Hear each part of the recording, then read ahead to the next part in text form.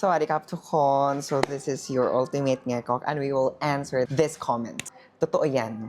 Ang dami na talagang teachers from Pinas na nag-iinganyo mag-apply abroad, lalo na sa Thailand, dahil sa mga post ng ilang influencers. Pero minsan, parang kulang sa context yung encouragement nila.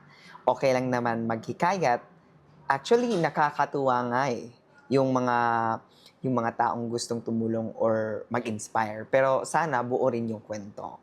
Hindi lang yung aesthetic life, like whiteboard, selfies sa classroom, gala every weekend, milk tea dito, kape doon, like that. Hindi na pag-uusapan yung unpaid holidays, visa struggles, cultural barriers, at yung bigat ng pagiging malayo sa pamilya. Some of us are not just living the dream, we're doing this for survival, for our families, and because we don't have many options left back home. So, yes, inspire, pero sana responsibly.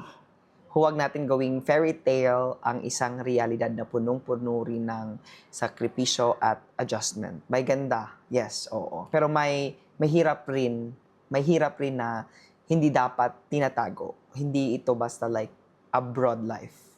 This is the real life. This is Neil. Dili na ako magdugay. Sa ka.